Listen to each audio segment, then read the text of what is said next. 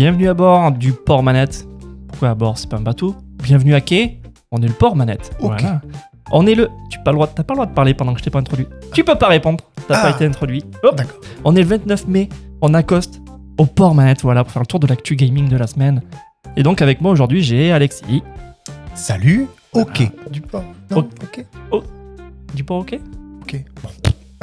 Alors, avant qu'on raconte à quoi on a joué, on va faire le petit topo, le programme de la semaine.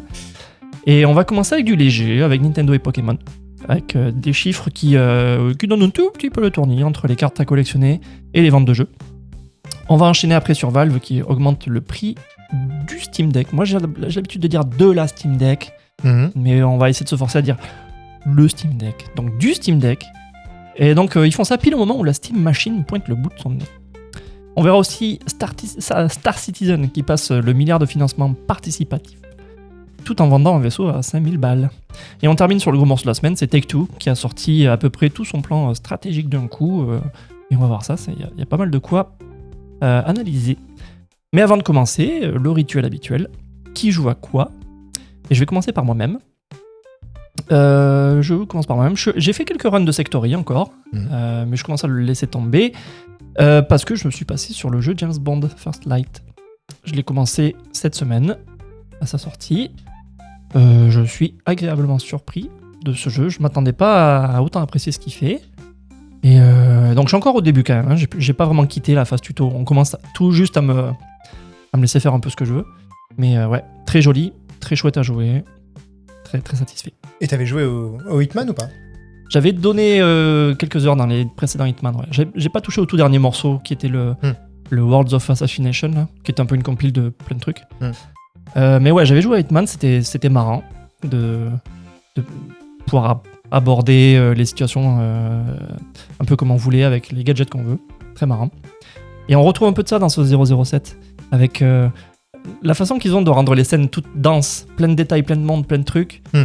Ça fait vivant, quoi. C'est marrant, c'est chouette. C'est chouette de voir leur formule Hitman appliquée à James Bond. Où c'est pas un copier-coller, c'est vraiment...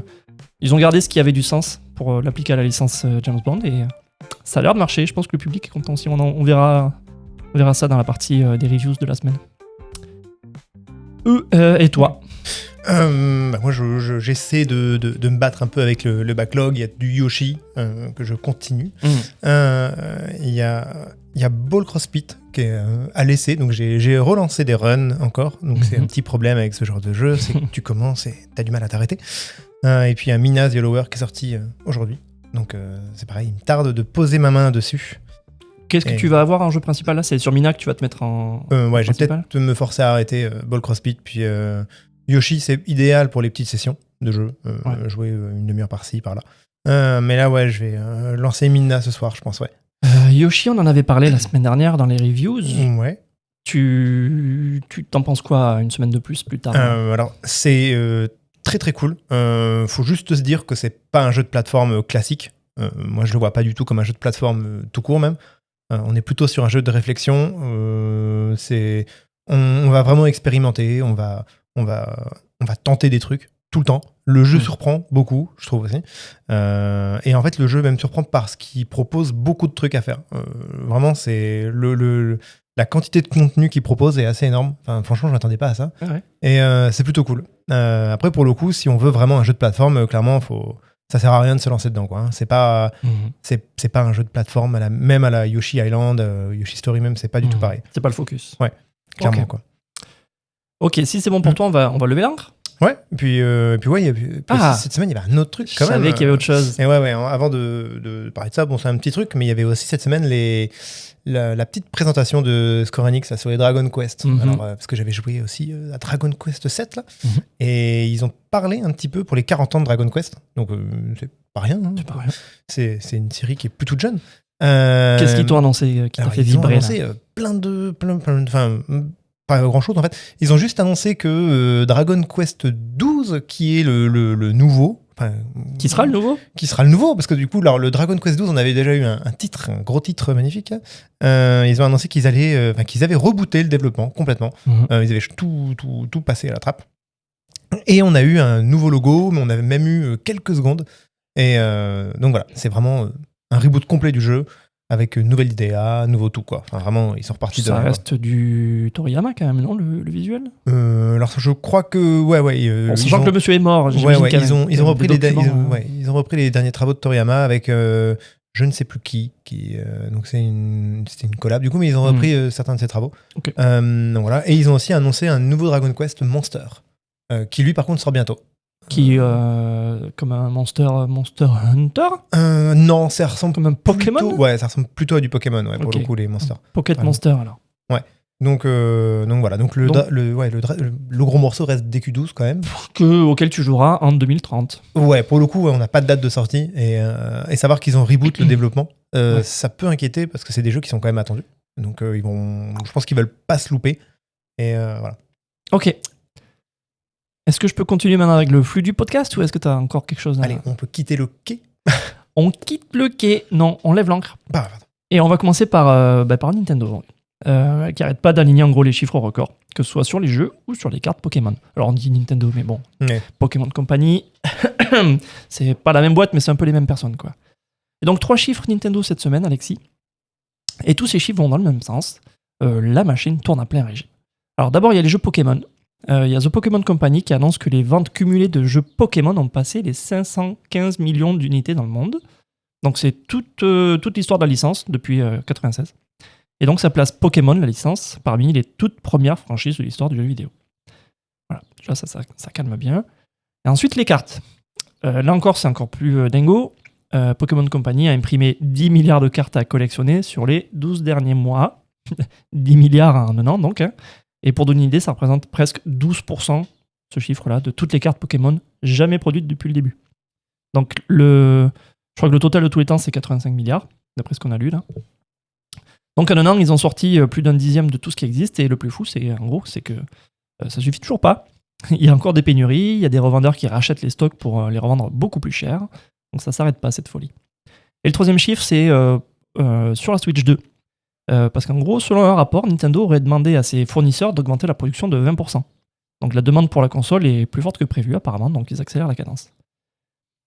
Donc petit rappel sur l'histoire des cartes avant de se lancer dans les petites questionnettes.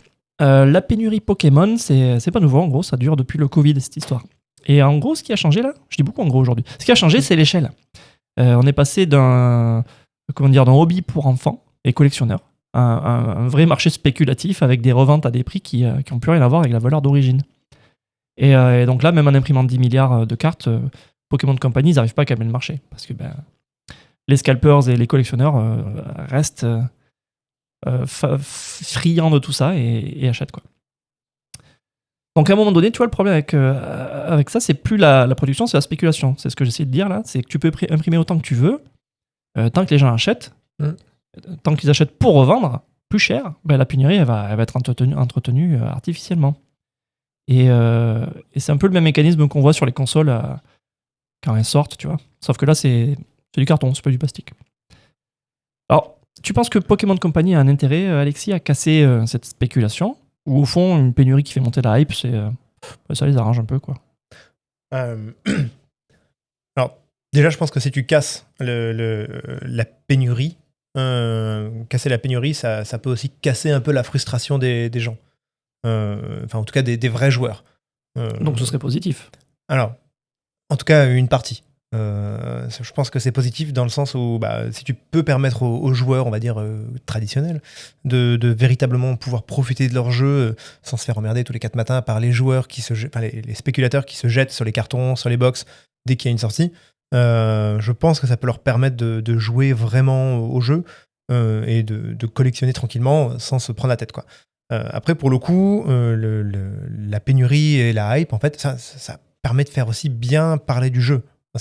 Donc forcément, quand je pense que le jeu de cartes Pokémon a eu ça monte, enfin c'est un petit peu comme une vague, quoi, hein, c'est que ça monte, ça descend en popularité, et je trouve qu'il a regagné en popularité depuis cette époque où on a toutes ces vagues un peu de TikTok, de déballage de cartes. Ouais.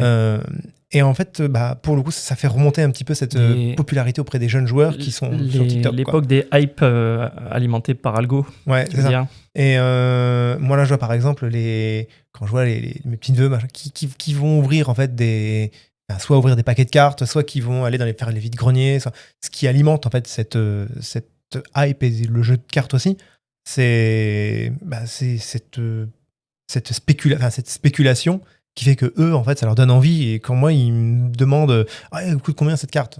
Moi, ce qui coûte, c'est la valeur qu'on lui donne, quoi. C'est un bout de carton derrière. Oh, le tonton relou. Mais moi, je suis en mode. Mais au final, c'est un peu une relation toxique, quoi, je vais dire, cette spéculation. C'est qu'il faut la calmer, mais derrière, ça les arrange bien aussi, quoi. Ouais, ok. Après, pour le coup, quand je disais pour le jeu, est-ce qu'il y a vraiment beaucoup de gens qui jouent? Je connais pas trop le jeu, on va dire pro, mais le jeu de cartes, tu veux dire? Enfin, je veux dire les tournois. Est-ce que Pokémon Company n'est pas passé sur le TCG? Enfin, le TCG est pas en mode démat aujourd'hui. Je sais pas. Pour le coup, ça. Je crois qu'il y a les deux. Les deux cohabitent. Ouais. Il y a des championnats qui existent des deux. Ouais. Parce que pour le coup, ça permettrait d'éviter cette frustration qu'il peut y avoir auprès des vrais joueurs, on va dire. Donc. Ouais. Et ben justement à propos des jeux là, donc on a parlé de 515 millions de jeux vendus. Et donc en gros ça fait 30 ans que ça sort génération après génération, avec le public qui se renouvelle tout le temps en gros. Hein. Ouais. Et très peu de franchises tiennent ce rythme aussi longtemps, si on regarde bien l'industrie. Et en fait derrière ça nourrit tout le reste. Il y a les cartes, les dessins animés, les produits dérivés. Le jeu vidéo, on dirait que c'est juste la porte d'entrée vers tout cet univers-là. Et donc la question que j'ai pour toi c'est: est-ce que tu dirais que Pokémon est encore avant tout une licence de jeu, ou est-ce que c'est devenu une machine à licence? Et le jeu, c'est plus forcément la vitrine, mais c'est juste une énième porte d'entrée vers la licence. Après, le jeu, historiquement, reste quand même la porte d'entrée, enfin l'ouverture vers la nouvelle génération. Ils n'ont jamais commencé une génération avec un jeu de cartes, avec un animé. Ouais. C'est le jeu vidéo qui fait ça. Enfin, c'est vraiment. Puis après, il y a les cartes qui sortent et tout.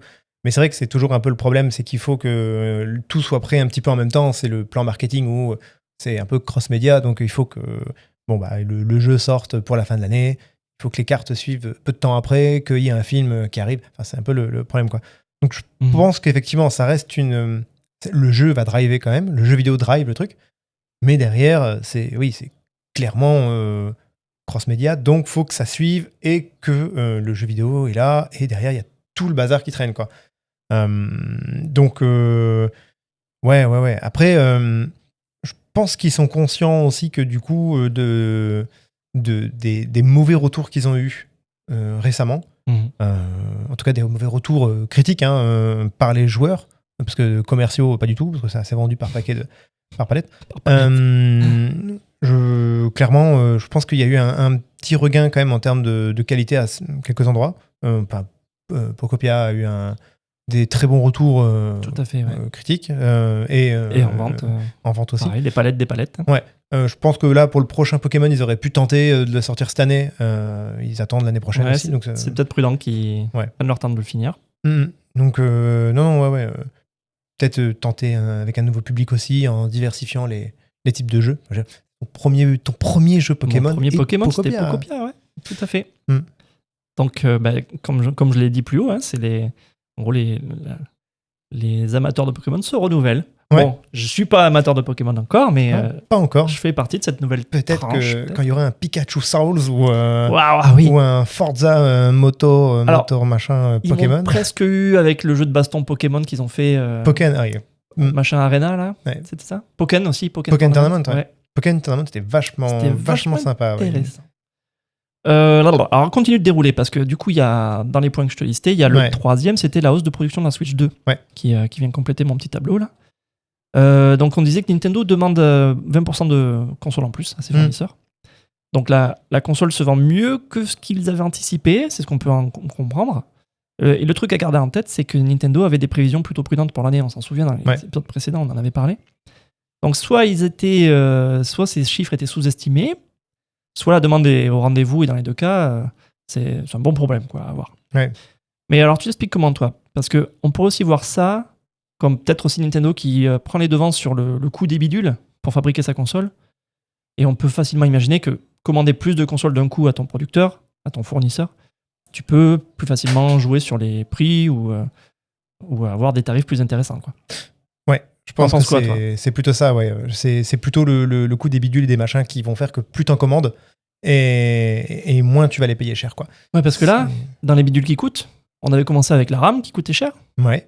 Mais maintenant, c'est même le plastique qui coûte cher à cause du pétrole. Ouais. Tous les bidules coûtent cher, quoi. Mais c'est ça. Et puis surtout, je pense que quand tu t'appelles... et puis t'as ça. Mais, Attention, tu vas spoiler. Je te vois arriver. Non. Ah, non. Tu vas me parler de Valve. Non. Mais quand On y tu... Parce que là, on a aussi Nintendo, ils ont un autre problème aussi derrière, c'est que dans pas trop longtemps, ils vont devoir renouveler leur... peut-être pas renouveler, mais ils vont devoir s'aligner avec les normes, une nouvelle norme européenne qui est de proposer une Switch avec une batterie amovible. Ah oui. Donc peut-être qu'ils vont devoir faire mumuse avec ça aussi. Mais il y a aussi le coût du transport. Je pense que quand tu veux affréter des consoles dans un continent ou un autre avec un paquebot, je pense que... Ils sont pas poussés par le vent, ouais, les paquebots. Déjà, et puis je pense que tu dois faire le calcul. Parce que forcément, ces machines-là, il va falloir qu'elles trouvent, quelqu'un, faut qu'elles trouvent le joueur, quoi. Mais soit tu les stockes, donc ces stocks, c'est cher. Ça coûte cher, mais est-ce que ça coûte plus cher de les stocker pendant 3-4 mois supplémentaires, ou est-ce que affréter un second paquebot, voilà. À mon avis, vu qu'ils ont fait le move dans des 20 plus, à mon avis, ça coûte moins cher de les stocker que de. C'est ça. Ça plus des paquebots dès que. Voilà, ça plus le rabais, à mon avis, de dire on vous commande 20% de console, vous nous faites quoi sur les écrans, sur machin et sur truc. Ils sont bons. Hein. Donc non, clairement, je pense que c'est uniquement pour gagner des thunes, d'économiser surtout des thunes sur ça, quoi. Ouais, mais justement, on parle de hardware, on va continuer. Nintendo en produit plus, mais il y a quelqu'un d'autre qui boude un peu et qui vient d'augmenter au taquet ses tarifs. C'est Valve avec le Steam Deck. On a 2 nouvelles de Valve du coup cette semaine. Et la première, c'est ça, c'est la hausse du prix du Steam Deck. Et quand on dit hausse des prix, là, c'est pas une petite. On passe facilement à 200 ou 300 balles de plus, selon le modèle. Ouais. Donc c'est Valve qui emboîte le pas à tout le monde. Nintendo, Sony, Xbox, ils ont déjà relevé leurs tarifs ces derniers mois. Et au passage, donc, en plus de ces tarots qui augmentent, on remarque que le Steam Deck OLED revient en stock après plusieurs mois d'absence. Il l'est plus d'ailleurs, je crois. Il est replu, ouais. Parce que les scalpers sont peut-être passés par là. Mais voilà, c'est revenu avec un prix beaucoup plus élevé qu'avant. Et la deuxième, c'est la Steam Machine, donc le fameux boîtier de salon que Valve sera en train d'essayer de sortir. On le voit apparaître dans des listes, dans des DB par-ci par-là, et celle dont on parle là, c'est la liste des produits conformes Vulkan 1.4. Donc c'est un truc technique, mais quand on voit popper des matériaux, des machines dans ce genre de liste, c'est que ça veut souvent dire qu'elles sont vraiment pas loin d'être annoncées officiellement et sorties officiellement. Donc pour mettre les choses un peu en perspective, on va reparler un petit peu de contexte. Donc la Steam Machine, c'est le retour d'une vieille idée de Valve, où en 2015, ils avaient déjà tenté les boîtiers de salon sous SteamOS, mais ça avait floppé. Sauf que depuis, ils ont fait le Steam Deck, ça a bien marché, tout a changé. SteamOS est devenu un vrai système mature, avec des milliers de jeux qui tournent dessus, donc c'était vraiment une alternative tout à fait valide à faire tourner ces jeux sur Windows. Donc cette nouvelle machine Steam, elle arrive sur des bases beaucoup plus solides que les tentatives d'il y a 10 ans. Voilà. Bon, quand on voit cette hausse de prix du Steam Deck, c'est un petit peu la fin d'une époque, de l'appareil abordable qui cassait un peu les prix, une façon abordable de rentrer dans le gaming PC, on va dire. Et là, c'est Valve qui s'aligne sur les autres. Donc, l'argument prix, c'était leur point fort, il s'effrite là. Et tout augmente, les composants, le transport, comme tu disais, les droits de douane. Donc, est-ce qu'ils ont réussi à tenir plus longtemps que les autres ? Peut-être, je sais pas. Et alors, la question que j'ai pour toi, c'est est-ce que ça reste intéressant pour toi face à la concurrence, les roguelike et les Legion Go ? Ou est-ce que c'est l'écosystème Steam qui fait toute la différence maintenant ? Ça change quelque chose pour toi, tout ça ? Oui. Aujourd'hui, c'est assez compliqué. 300 balles de plus, ça change quelque chose. Ouais, clairement, quand tu as une machine qui valait déjà 600 balles, quasiment 600. Ouais, la OLED était à 600 et quelques. Ouais, là, maintenant, elle passe à plus de 900. 950. On est sur une machine quand même qui vaut 900 balles, plus de 900 balles. Mais qui est un peu datée, c'est ça le truc. Ouais. Le hardware dedans, il a 4 ans, 5 ans. Mais elle est sortie en 2021, 21, je crois, de 2022. 22, je sais plus trop exactement. Donc, ouais. C'est bizarre de voir quand même du daté aussi cher, quoi. C'est ça. Ça On fait peur pour le reste. Et ouais, on l'a comparé. À l'époque, on comparait quand même beaucoup. Je reprends l'exemple qu'on avait avant, du coup, mais avec la Switch 2, rien que ça, en fait. Ouais. Et on est quand même maintenant sur une Switch, même si elle augmente de prix, elle passe à 500 balles. Donc, on est quand même, du coup, sur une machine qui va quasiment être 2 fois moins chère, en fait, que le Steam Deck. Alors après, effectivement, il y a des trucs qui sont pas non plus. Genre, on a quand même plus de stockage sur le Steam Deck et tout ça. Mais bon, on est quand même sur une machine qui vaut 1000 balles, quoi, maintenant, quasiment. Après, pour le coup, est-ce que si on le compare à un roguelite, un Legion Go, machin, le roguelite de Microsoft a des trucs qui sont nettement plus intéressants que le Steam Deck aujourd'hui. Et, elle est capable de faire de l'upscaling en plus nativement et physiquement. Enfin, elle est plus puissante aussi. Enfin, il y a des trucs qui sont pas trop mal, quoi. Ouais, est-ce que c'est se tirer une balle dans le pied ? Je sais pas. Je pense qu'ils n'avaient pas le choix, en fait. Ils ont juste pas la capacité de... Ouais, de négo des meilleurs prix. C'est ça. Ils ont ni le stock, ni la force de frappe pour y arriver. Ouais. Du coup, ce timing-là de cette augmentation, en même temps, ils préparent le lancement des nouvelles machines, apparemment.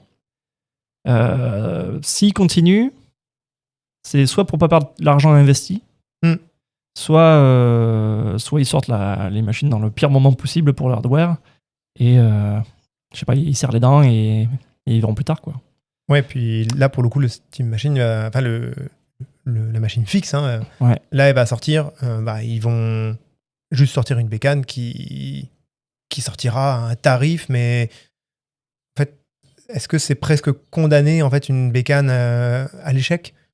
Parce que, enfin, pour le coup en fait, même si on compare, en fait, c'est pas encore le même environnement, c'est pas encore ça, mais même comparer la bécane à une PS5 Pro, même si elle reste très chère, ça reste.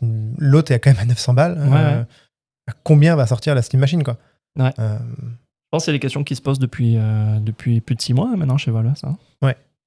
Et là, ce que je trouve assez ouf, quand même, pour le coup, c'est que on est en fait à des tarifs qui sont assez délirants, en fait. C'est que je parle même pas de l'univers Valve ça uniquement, mais on est en train de parler quand même de tarifs qui sont hyper élevés. Ça commence à devenir un média de luxe, en fait. Quand on voit même pour jouer à une machine de nouvelle génération, là, une Switch 2, c'est 500 balles. Une Xbox Series S, je crois qu'elle a combien maintenant, 400 et quelques balles, ça reste... Je sais plus. Mais en gros, c'est la première génération de consoles et de hardware qui augmente ses prix plus les hardware vieillissent. C'est ça. Ce qui est un peu étrange.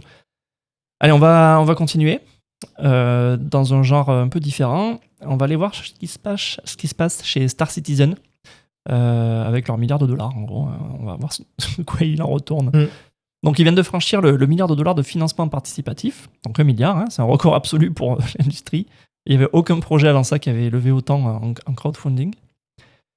Et ce qu'ils font en même temps, donc pour célébrer ça, le studio, ils mettent en vente un nouveau vaisseau à 5000 $. Et le petit détail qui fait marrer avec cette annonce-là, c'est que le vaisseau, tu peux pas encore l'utiliser dans le jeu, il n'existe pas. Donc tu peux l'acheter et tu es juste content, quoi. On va faire un petit rappel sur ce que c'est que le Star Citizen. C'est un jeu qui est en développement depuis 2012, plus de 10 ans. Et toujours en accès anticipé, jamais sorti officiellement. Il se finance entièrement par la vente de vaisseaux virtuels aux joueurs, on va dire. Et certains de ces vaisseaux coûtent plusieurs centaines, voire plusieurs milliers de dollars, comme on a vu là. C'est un modèle économique assez dingue qui existe nulle part, je crois, à cette échelle. Donc, ouais. Donc le milliard d'un côté, le vaisseau à 5000 $ de l'autre. Pour moi, les deux, c'est un peu la même chose. C'est le projet qui a transformé sa commu en moteur de financement permanent. C'est un peu fascinant et un peu inquiétant aussi de voir ça. Fascinant parce que il y a des gens qui croient assez au projet pour mettre autant de thunes dedans. Et inquiétant parce que c'est un jeu qui est toujours pas sorti. Alors, on va jouer sur la définition de sortie, mais en gros, jamais de sortie officielle encore de ce jeu-là, depuis 10 ans. Et ils arrivent quand même à continuer à vendre du rêve à prix fort, quoi. Alors, pour toi, c'est de l'arnaque pure ou c'est juste un public d'adultes consentants là, qui finance un projet de niche comme ils veulent, quoi, selon leurs propres termes? Je sais pas si c'est un truc comme ça ou parfois si c'est pas des entreprises qui vont financer quelque chose. Enfin, ça peut être un peu comme les donateurs qui vont financer quelque chose pour juste apparaître en top list. Après, pour le coup, je serais mal placé pour dire aux gens ce qu'ils veulent. Comment dépenser leur pognon. leur pognon en gaming. Voilà. Mais après, moi, c'est vrai que Star Citizen, c'est vraiment autant la proposition du jeu classique, je trouve que c'est assez fascinant quand même, pour le coup. Mais effectivement, oui, investir des sommes faramineuses comme ça dans un jeu pour du skin en plus, c'est... Enfin... En fait, parfois, faut pas s'expliquer pourquoi on voit qu'il y a des gens qui crèvent la dalle à côté, quoi. Et là, ça y est, je t'ai rendu pessimiste un petit peu. Non, mais pour le coup, je trouve que... oui, non, mais... c'est... Ouais, non, j'ai pas trop de mots pour ça. Alors, donc à un moment donné, tu vois, quand on reprend le sujet en fil, on reprend le fil du sujet, $1 milliard et 10 ans de développement, à un moment donné, tu devrais dire, bon, ça devrait suffire à finir votre jeu, les gars. Donc, est-ce qu'à un moment donné, faut pas se demander si le jeu, au final, c'est pas ça, c'est pas ce mode accès anticipé permanent. Il n'y a pas besoin de lui donner une date de fin, il y a juste un projet qui évolue constamment et qui s'arrêtera un jour quand il n'y aura plus de thunes, mais voilà. Oui. Tu penses qu'il y aura une version finale un jour, toi? Tu le vois comment? Ou c'est un jeu éternel comme ça? Ouais. Enfin, moi, je pense que... parce qu'à partir du moment où parce que là, le jeu demande des thunes en permanence, comme ça, en fait. Ouais. Mais à partir du moment où le jeu, techniquement, sort, il doit, en fait, pas d'être irréprochable, quoi, mais en gros, il doit dire aux joueurs, voilà, là, on est fini, maintenant, on a un produit qui est terminé, vous devez... on demande quand même un... Enfin, en tout cas, les joueurs peuvent s'attendre à avoir quelque chose en retour, mais en contrepartie, quoi. Enfin, je veux dire, il y a un gage de qualité quand même. Le jeu est considéré comme terminé. Voilà, faut pas non plus que ce soit non plus des vaches à lait en permanence, quoi. Là, le fait d'avoir la carte de l'accès anticipé, ça peut leur permettre de dire, voilà, moins de pression. Ouais, on est quand même un jeu en cours de dev. On peut vous proposer après encore du contenu. Donc bon, c'est pas... Je pense que le jeu sera un truc monstrueux à la fin, mais il sera en permanence en développement, en fait. Enfin, c'est... Et puis après, j'ai envie de dire, encore une fois, en fait, c'est un peu j'ai un peu le même ressenti que pour les mecs qui dépensent 5000 balles, quoi. Je veux dire, si les joueurs sont vraiment... les joueurs qui sont dedans, en fait, ils dépensent du pognon pour le jeu, et c'est pas quelque chose... Enfin, si c'est vraiment... de leur volonté, de leur plein gré. Et si vraiment il y a que ça, allez-y, payez les gars, si vous avez envie. Et voilà.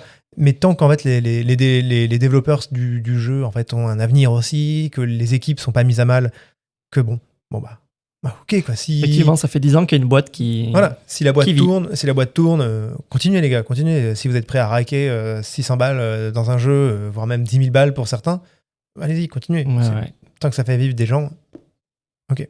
Eh ben alors, on va passer de la monétisation poussée à l'extrême à autre chose. On va voir ce qui se passe chez Take-Two, parce qu'ils ont eu une semaine chargée, Take-Two. En gros, ils ont tenu leur appel pareil de résultats financiers cette semaine. Et de ça, on est sorti une série d'annonces qui, quand on les met bout à bout, ça dessine un peu le plan entier de l'éditeur pour les années à venir. Donc, on va faire le tour un par un, comme ça, de tous ces points. Donc, le premier, c'est un gros chiffre. Il y a donc Take-Two qui anticipe $8 milliards de revenus pour l'exercice 2027. Et l'essentiel de ces prévisions, c'est un seul jeu. C'est eux qui éditent GTA 6, qui font GTA 6. Donc, ils attendent des ventes colossales pour ce jeu-là. 8 milliards. Deuxième point, monétisation. Donc, lors du même appel, le PDG de Take-Two a laissé entendre qu'un modèle d'abonnement payant pour GTA 6 Online était en train d'être étudié. Rien de confirmé, mais l'idée est posée et ça a du sens, je pense. Troisième point, les acquisitions. Donc, ce fameux PDG, Strauss Zelnick, il a évoqué de prochains rachats de studios de développement dans un futur proche. Donc, s'il a les 8 milliards dont il parle, bien sûr, sinon ils vont vite se calmer. Quatrième point, le pipeline. Donc, ils ont confirmé un programme de sortie ambitieux d'ici 2029. En annonçant 7 nouvelles suites, 6 remasters ou remakes, et plus d'autres titres qu'ils n'ont pas encore annoncés. Alors, c'est des projets qui sont en cours, peut-être que certains ne verront pas le jour, peut-être que les 8 milliards vont permettre d'en finir certains, que sans les 8 milliards, ça n'arrivera pas, on verra. Le 5e point, un record. Red Dead Redemption 2, c'est eux aussi. Ce jeu, il a dépassé Wii Sport et il devient le 3e jeu le plus vendu de tous les temps. Incroyable, hein, il a 85 millions de copies. Wii Sport était à 83. Et donc devant eux, maintenant, il y a Minecraft et GTA V, qui est l'autre jeu de Rockstar, qui est sorti en 2018, qui continue à se vendre par palette aussi depuis sa sortie. 6e point, on continue. Dans le même mouvement, le PDG, il a qualifié Red Dead Online d'immense succès pour balayer d'une main comme ça, bam, les critiques qui voyaient le mode en ligne comme une occasion manquée. Apparemment, il y a du monde dessus. Et le dernier point, c'est Take-Two qui a forcé la fermeture de RageMP. Donc c'est une plateforme de roleplay multijoueur, pas officielle, mais quand même très populaire pour GTA. Et donc il les force à cesser leurs activités de cet été-là. Alors, on va récapituler un peu tout ce qui se passe là, on va mettre un peu de perspective autour de tous ces sujets. Donc Take-Two, c'est la maison mère de Rockstar et de 2K. Donc GTA 6, c'est le jeu le plus attendu de l'industrie. Et c'est sûrement un des plus gros lancements commerciaux de l'histoire du jeu, quoi, qu'on va vivre là. Donc quand Take-Two pose une prévision de 8 milliards qui repose en grande partie sur un seul jeu, c'est qu'ils misent énormément dessus. Et tout le reste du plan, là, les abonnements, les acquisitions, tout ça, en fait, ça gravite, et surtout la fermeture des serveurs roleplay non officiels, ça gravite autour du fait qu'ils veulent protéger au maximum et maximiser cet actif-là. Et donc voilà, c'est ce qui frappe un peu autour de toutes ces annonces, c'est que tout tourne autour de GTA 6, quoi. Donc Take-Two, il veut verrouiller tout ce qu'il y a autour de GTA, maximiser les revenus, reprendre le contrôle sur tout ce qui se passe autour du jeu. Fermer des commus, c'est pas leur problème. Les gens seront forcés de venir chez eux après. Et donc dans cette histoire-là, il y avait une histoire d'abonnement, abonnement payant pour GTA Online. Tu y vois quoi, toi ? Est-ce que c'est Take-Two qui a poussé la monétisation trop loin s'ils font ça ? Après, oui. Enfin, il y a déjà des plateformes qui sont payantes aujourd'hui. Pour jouer aux jeux en ligne, on paye à droite à gauche pour y accéder, que ce soit sur Xbox ou les machines Sony ou Switch, enfin pareil. Pour le coup, si en plus il faut repayer pour accéder à un GTA Online, oui, enfin, bon. Ce serait pas voilà, du jamais vu, quoi. Ouais, ça serait un peu... Après, pour le coup, encore une fois, on parle de l'industrie qui nous dit Rockstar, enfin Take-Two devrait mettre GTA 6 à 100 balles, 150 balles, 200 balles, enfin voilà, on voit plein de trucs. Ce qui est un barjot avec ce jeu, c'est que même à 200 balles, GTA 6 se vendrait par palette. Ouais. Il pourrait mettre un abonnement de GTA Online à 50 balles par mois. Il y aurait du monde. Il y aurait du monde. À partir du moment où ça prend, c'est bon, quoi. Enfin, bon, c'est...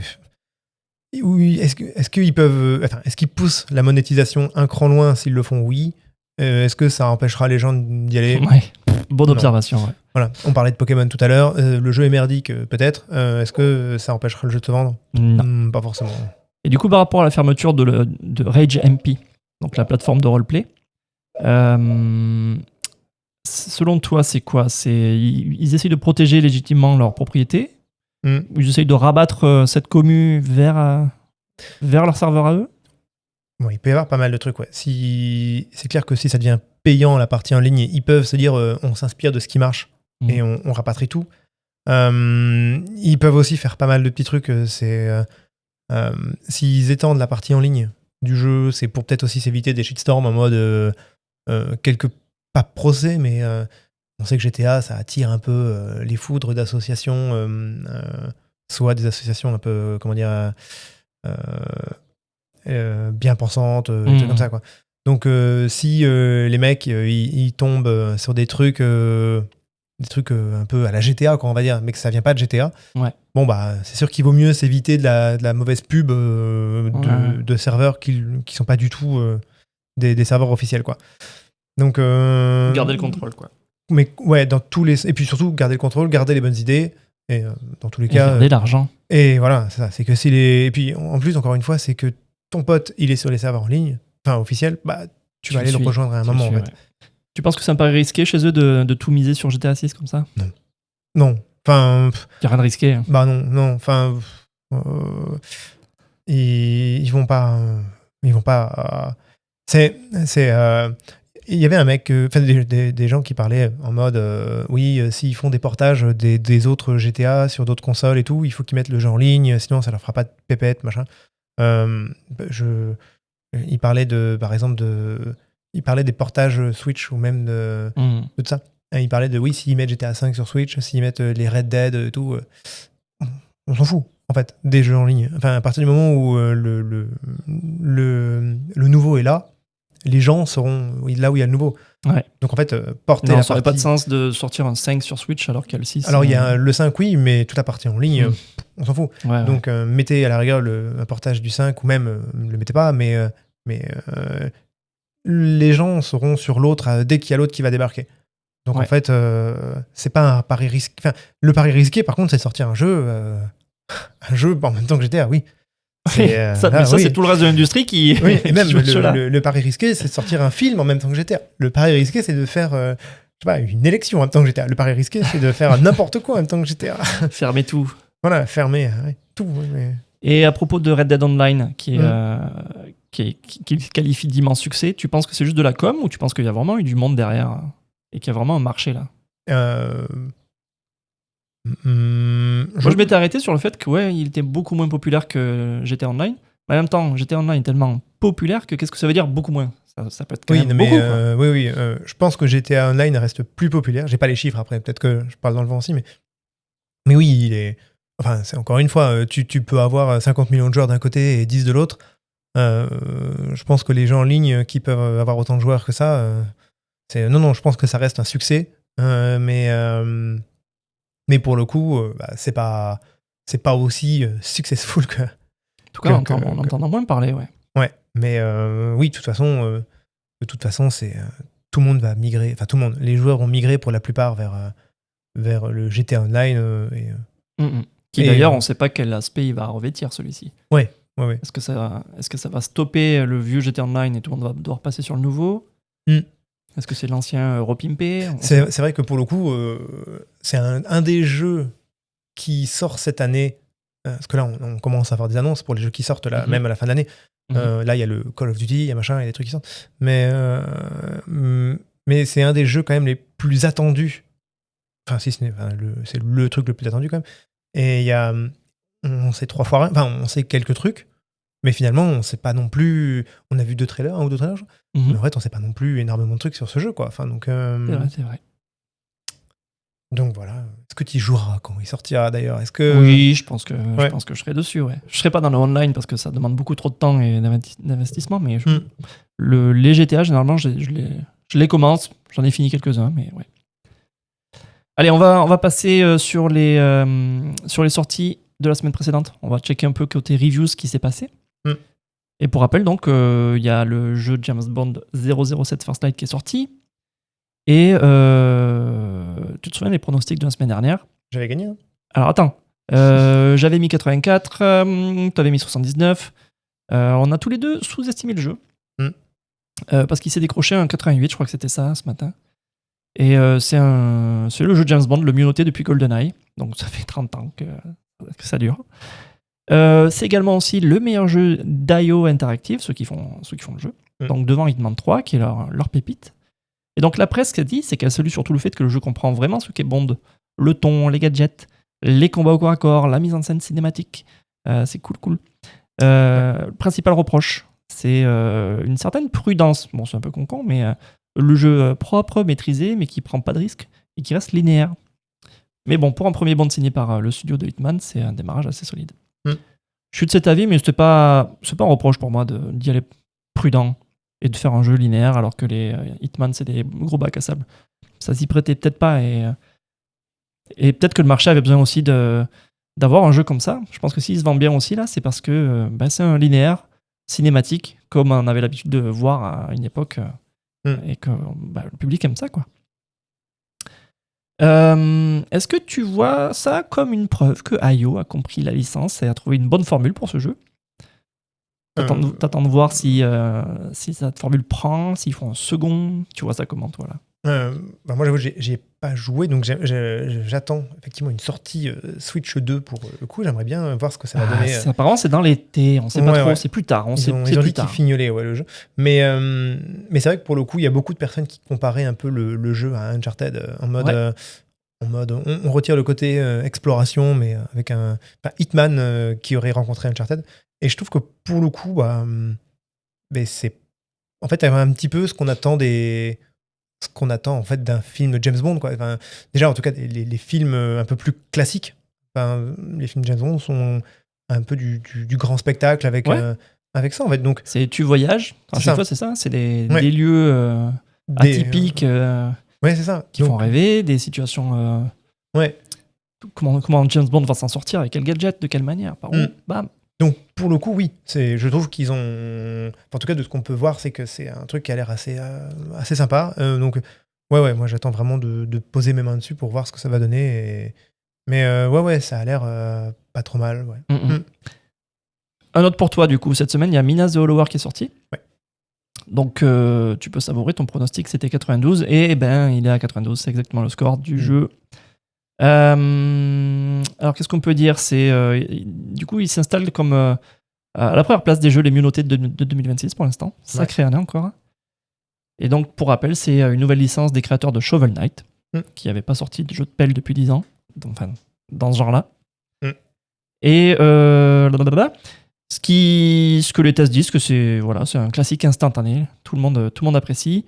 Le petit bémol qu'on lit par-ci par-là, ce serait la difficulté qui peut grimper un peu d'un coup et te claquer la tronche de manière un peu frustrante. Mais bon. Et le dernier petit détail aussi, c'est un jeu indé à 20 balles. Et c'est cool qu'ils arrivent à faire ce qu'ils ont voulu faire et à le vendre, quoi. Est-ce que tu as envie de reparler de ton avis sur le jeu ou t'as pas encore trop de recul? Alors, moi, le recul que j'ai, pour le coup, c'est le jeu qui a terminé son téléchargement sur la console, donc je vais pas trop en parler de la version finale. Ouais. Mais sur la démo que j'avais jouée l'année dernière, c'était plutôt cool. Enfin, franchement, ça a peut-être changé depuis, du coup. Mais le feeling était vraiment là. Il y avait vraiment une super impression avec la manette en main. C'était vraiment comme... Ça ressemble vraiment aux Zelda, les Zelda Game Boy. Ouais. Avec l'esthétique vraiment est assez chiadée, je trouve. Enfin, c'est du déplacement, c'est que sur l'axe vertical, horizontal, ou il y a du diagonal aussi? C'est comment? Ouais, diagonale aussi, ouais. C'est fluide? Je veux dire, t'es pas sur une grille, quoi. Non. Et du coup, moi, je trouve que ça rend vraiment bien. Et franchement, ça... C'est... Alors, il y a beaucoup de... Alors après, moi, le jeu me semblait parfois un peu lent dans les déplacements. Ok. Donc, je sais que j'avais pas vu à l'époque, mais on peut maintenant accélérer la vitesse de déplacement. Il y a beaucoup d'options d'accessibilité. Okay, donc, ça veut dire que ça accélère le timing de tout le jeu? Alors, de ce que j'ai vu, donc encore une fois, mais normalement, on peut accélérer soit tout le jeu, soit que les déplacements de Mina. Ils ont fait plein de trucs. Donc, ils ont vraiment... Et le fait que, du coup, un jeu pixel art 8 bits décroche le meilleur score de l'année, devant les grosses productions qu'on a déjà vues, est-ce que ça raconte quelque chose par rapport aux jeux vidéo en 2026, selon toi? Je pense qu'il y a un petit côté... Déjà, il y a un petit côté nostalgie. Ouais, c'est du nostalgia bait, un peu? Peut-être, ouais. C'est clair que c'est pas un jeu où je vais...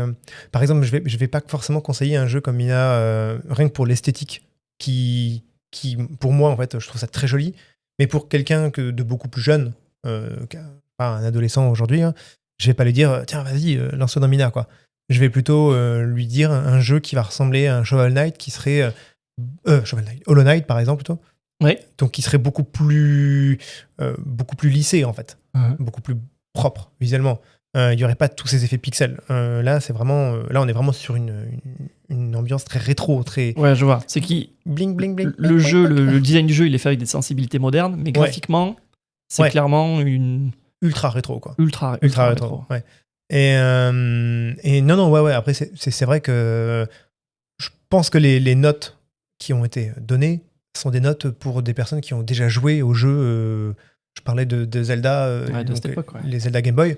C'est clairement des gens qui ont joué à ces jeux et qui ont aimé ces jeux-là, quoi. Donc, ouais. Voilà. Donc voilà le petit topo de la semaine. Et on va terminer en regardant ce qui nous attend pour la semaine pro. On va commencer par des jeux et après on va parler d'autres choses, mais tu vois. La semaine pro, donc on a FF7 Rebirth qui arrive en version Switch 2. Donc c'est le deuxième volet du remake FF7 qui arrive enfin sur Switch 2. Gros morceau technique apparemment, parce que le portage est annoncé comme particulièrement lourd en poids, je veux dire. C'est plus gros que Cyberpunk sur la même machine. Le premier était déjà très gros en plus déjà. Apparemment, le 2 c'est pire. Ouais. Bon, c'est déjà que le jeu est déjà validé par la critique, donc là il n'y a pas vraiment d'enjeu. Ce qui nous reste à voir, c'est de voir comment il tourne sur Switch 2.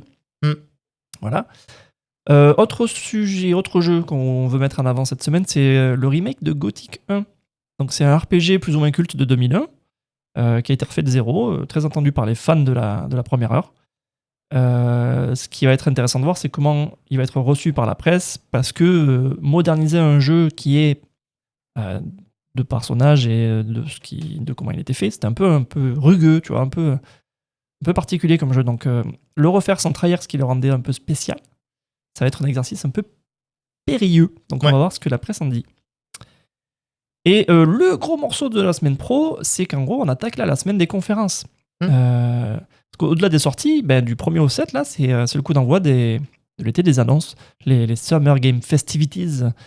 Donc il y a 3 rendez-vous en gros à pas rater cette semaine. Il y a le PlayStation State of Play le 2 juin. Là, on est le 29 mai, ça veut dire quoi? C'est mardi. Mardi. Donc ça, c'est à 23h hors de chez nous. Donc c'est Sony qui ouvre un peu le bal des conférences avec une édition de un peu plus d'1 heure. On sait qu'on va avoir des infos sur le Marvel Wolverine, sûrement d'autres tas de jeux PS5 dans la foulée, donc on fera un petit topo suite à ça. Ensuite, il y a le Summer Game Fest, donc l'événement de Geoff Keighley, le Key 3 comme les gens l'appellent, l'héritier de l'E3. Lui, c'est le 5 juin, 23h de chez nous aussi. C'est vendredi. Vendredi, donc plein d'annonces, des world premières, des trailers à gogo. Des pubs aussi sûrement pour des sodas. Des pubs pour des sodas, des gags avec des Muppets, on les comprend pas trop chez nous ces trucs-là. Voilà, donc c'est le moment où toute l'industrie dégaine en même temps ses sorties, ses annonces. Donc ça va être marrant de suivre ça en direct comme on fait à chaque fois. Mais c'est tard le soir chez nous, donc voilà. Et le dernier move là, c'est le Xbox Game Showcase qui est suivi du Gears of War E-Day Direct. Ça, c'est le 7 juin. Ça nous fait quoi comme jour, ça, le 7 juin? Dimanche. On va te croire sur parole. On n'a pas de calendrier sur nous. 19h de chez nous, ça. Et donc, c'est Microsoft qui clôture le week-end avec son show dédié aux first party. Et avec son focus sur Gears.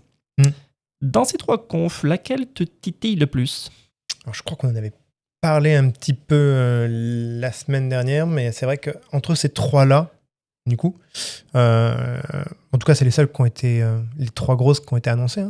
Mais c'est vrai qu'effectivement. Ce qu'on ne dit pas, c'est que tout autour, il y en a des plus petites. Focus sur des sujets particuliers. T'as un spécial ND, t'as un spécial Cozy Game. Il y a le PC aussi, normalement, qui font un truc. Le PC of Tomorrow, là, je sais plus comment il s'appelle, ça. Future Games. Il y a tout un tas de trucs, Nintendo n'a rien annoncé encore pour le moment. Peut-être qu'on va avoir un direct dans la semaine qui va s'y glisser aussi. Voilà. Pour le coup, je pense. Mais entre les 3, laquelle? C'est pour ça, entre les 3, je pense que la plus intéressante reste quand même effectivement alors ça peut être un pétard mouillé comme bien comme un. Là, c'est le Xbox Game Showcase en fait. Mais alors pourquoi tu l'attends lui? Pour est-ce qu'ils vont annoncer ou pas leur console en fait? Parler du hardware. Voilà. Comprendre leur stratégie. C'est ça. En fait, même leur stratégie, en fait, voilà, c'est vraiment est-ce qu'ils vont présenter quelque chose de concret. S'ils présentent rien de concret, c'est à mon avis c'est. Ouais, j'ai le même avis.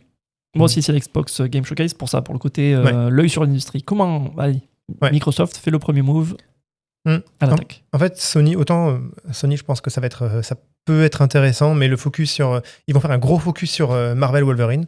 Je pense que ça va pas être un mauvais jeu, ça va être un bon jeu. Après, il y aura des licences Sony qui seront montrées, il y aura voilà. Mais je pense pas qu'un Marvel. On aurait dû faire un bingo des annonces. Allez. Mais on va sûrement le faire. Mais à ton avis, qu'est-ce que ça va être le dernier trailer, le final trailer du Summer Game Fest? Du Summer Game Fest. Ouais. Tu te souviens pour le Game of the Year de l'année dernière, le dernier trailer c'était le jeu en ligne. La double. dont tout le monde a oublié le nom. Je sais plus comment il s'appelle d'ailleurs, mais il existe plus. Il a fermé d'ailleurs. Voilà. Quel va être le dernier trailer de celle-là, de ce Summer Game Fest? On pourrait même faire les 3 là, ça prend 3 secondes. Allez, vas-y. Allez, soyons fous. Allez, tu vas pas me piquer l'idée. Alors, pour le State of Play, là, qu'est-ce qu'il pourrait faire? Allez, Moi, je dis, le dernier, ça va être un God of War. Ah ouais? Ouais. Ils vont conclure et puis on va avoir un Fade to Black et ça va faire la zig de God of War, là, le thème musical. On va entendre bruit. Ouais. Je pense que... Tout le monde va être content. Oh, remake de 1, 2, 3. Ouais, mais ça, je pense que c'est déjà annoncé. Je pense qu'ils vont en parler, ils vont le présenter dans le truc. Ok, alors le jeu, il sera le dedans. spin-off, Faye, machin, là. Les aventures de sa femme à l'époque où elle était vivante, là. Ouais, je pense... Faye of War. Ouais, moi, je vois plutôt FF7 partie 3.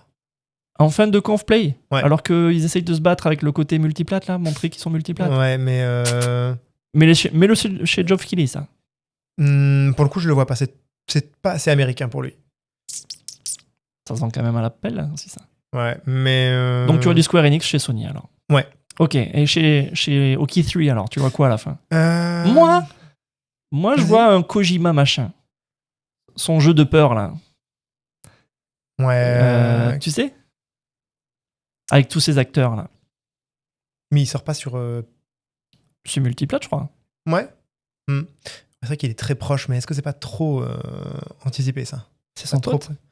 Ouais, c'est pas con, ouais. C'est son pote.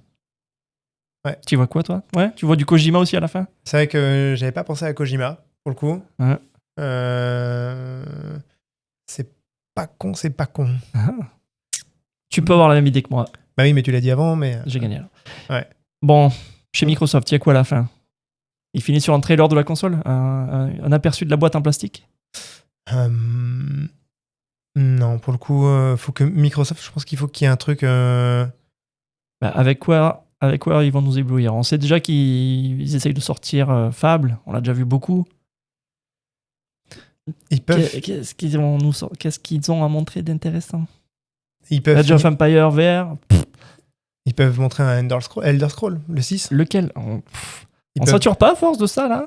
Ils peuvent montrer Elder Scroll, le 6. Un teaser. Ça, c'est pas... Il existe. Avec Projet Helix en dessous, quoi. Tu fais pas un show avec juste ça. Tu fais pas un show juste avec un RPG un peu non, rigide. Mais tu termines avec ton prochain gros RPG monde ouvert en terminant avec un teaser, quoi. Tu teases uniquement. Ouais. Je le voyais plus ambitieux, mais bon. Ouais. Ok, on verra. Tu dirais quoi, toi? Je te dis, je le verrai avec un reveal de la boîte en plastique à la fin. Ah, mais ça, ils vont en parler avant. S'ils terminent avec juste ça. Avant, je pense qu'ils vont rester évasifs, on va voir des jeux, et le dernier truc, ça va être un reveal. Est-ce que tu peux pas montrer de jeux sur la console si... Après, est-ce qu'ils vont montrer des jeux, du coup? Ouais, ils vont montrer des jeux, ouais. C'est un game showcase. Oui. Ils vont montrer des jeux. Ouais. Écoute, on le saura bien vite. Ouais. Prochain épisode, je sais pas quand est-ce qu'on va le faire, mais ça risque d'être avant Xbox. Oui. Donc, on verra si on fait un truc spécial pour après Xbox, pour faire un petit topo de tout ce qui s'est raconté. On verra. On va se débrouiller. Et du coup, on arrive à la fin, Alexis. Je vais lancer la zig de fin. On va se faire des bisous et on se dit au revoir, quoi. Attends. Du coup, merci Alexis d'avoir navigué avec moi jusqu'au bout de l'épisode. Et merci à toi. Avec plaisir. Merci à vous qui nous écoutez. Si l'épisode vous a plu, le plus beau cadeau que vous puissiez nous faire, c'est en parler autour de vous, à vos potes, à tout. Faites des recos. Nous, ça nous aide à faire grandir le port-manette. D'ici là, jouez bien, gardez le cap. Et à la semaine prochaine. Bye bye. Bye bye, Alexis. Salut. Oh, tu t'éloignes, Alexis. Au revoir.